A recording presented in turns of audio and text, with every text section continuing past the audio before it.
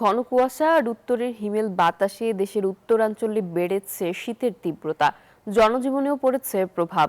শীতের খবর জানাতে রাজশাহী থেকে যুক্ত হচ্ছেন সহকর্মী মতিউর মর্তুজা এবং পাবনা থেকে আছেন আহমেদুল হক রানা। শুরুতেই যাব মর্তুজার কাছে। মর্তুজা, জনজীবনে শীতের প্রভাব আপনি কেমন দেখছেন?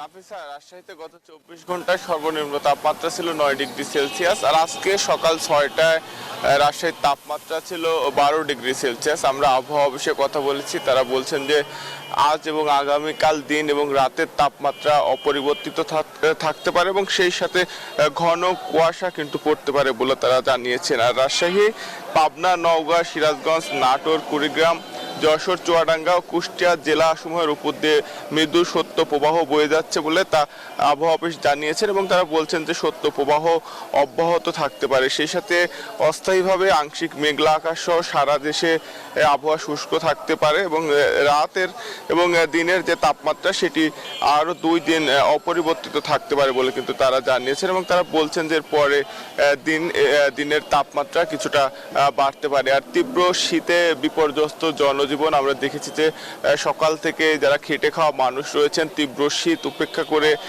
তারা কাজের সন্ধানে বের হয়েছেন এবং তারা বলছেন যে তারা শীতের কারণে কিন্তু ভোগান্তি নিয়েই কাজে বের হচ্ছেন। সবচেয়ে বেশি ভোগান্তিতে পড়েছেন কিন্তু এইসব খেটে খাওয়া মানুষ। আর রাজশাহীতে তীব্র শীতের ফলে আমরা দেখেছি যে সকাল থেকেই হেডলাইট জ্বালিয়ে যানবাহন চলাচল করছে এবং এর কুয়াশা আচ্ছন্ন কিন্তু সকাল থেকেই এবং বেশি দূরে কিন্তু খুব একটা দেখা যাচ্ছে না। শীতের প্রভাব বাড়তে থাকায় আমরা দেখেছি যে গত বেশ কয়েকদিন থেকে ফুটপাতে গরম কাপড় বিক্রি বেড়েছে। সেই সাথে বিশেষজ্ঞরা বলছেন যে যারা ফুটপাতে গরম কাপড় কিনবে তারা যেন অবশ্যই সেটা পরিষ্কার করে পরে এবং যারা শিশু এবং যারা বৃদ্ধ রয়েছেন তাদের বিষয়ে সতর্ক থাকার পরামর্শ দিয়েছেন। বাইরে বের হলে অবশ্যই সবাইকে গরম কাপড় পরার কিন্তু পরামর্শ দিয়েছেন বিশেষজ্ঞ স্বাস্থ্য বিশেষজ্ঞরা। সেই সাথে যারা খেটে খাওয়া মানুষ রয়েছেন তাদেরকে গরম কাপড় পরিধান করে এবং কিছুক্ষণ পর পর গরম পানি পান করার পরামর্শ দিচ্ছেন শীতের প্রকোপ থেকে বাঁচতে। আমরা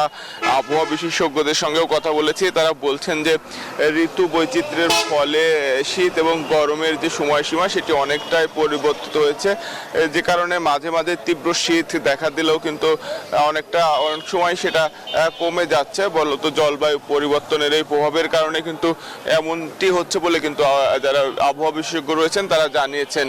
তো এই ছিল রাজশাহী থেকে সর্বশেষ। পাবনা থেকে শীতের আরো খবর জানাতে যুক্ত হচ্ছেন সহকর্মী রানা। আমরা যাচ্ছি রানার কাছে। ধন্যবাদ মর্তুজা। আপনি যেমনটি বলছিলেন রাজশাহীর পরিস্থিতি, আমার পাবনার কথা যদি বলি, পাবনাতে আজকে সকাল থেকেই ঘন কুয়াশায় আচ্ছন্ন পুরো শহর। শুধু পুরো শহর বলি কেন, পুরো জেলাটাই কুয়াশায় আচ্ছন্ন আছে।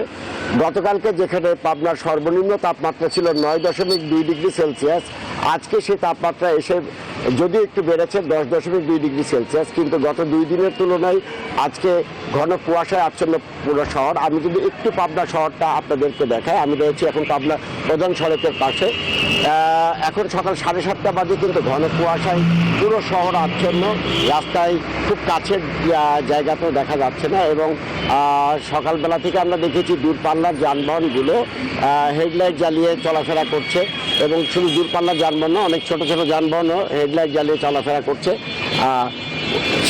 শীতের মধ্যে সবচেয়ে বেশি দুর্ভোগে পড়েছেন শিশু, বৃদ্ধ এবং খেটে খাওয়া দিনমজুররা। তারা চিকিৎসকরা যেটা জানিয়েছেন, এই শীতের কারণে গত 24 ঘন্টায় পাবনা জেনারেল হসপিটাল সহ বিভিন্ন উপজেলা হাসপাতালে 24 ঘন্টায় প্রায় 2 শতাধিক শিশু, বৃদ্ধ এবং বিভিন্ন বয়সী মানুষ শীতজনিত রোগে আক্রান্ত হয়ে ভর্তি হয়েছেন। শীতজনিত রোগের মধ্যে নিউমোনিয়া, হাঁপানি এবং কোল্ড ডায়রিয়ার প্রাদুর্ভাব বেশি বলে তারা আমাদেরকে জানিয়েছেন এবং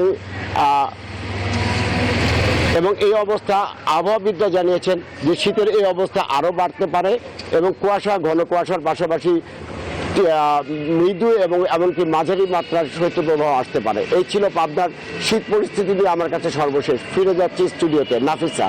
রানা, আপনাকে ধন্যবাদ, সেই সাথে ধন্যবাদ মর্তুজাকেও।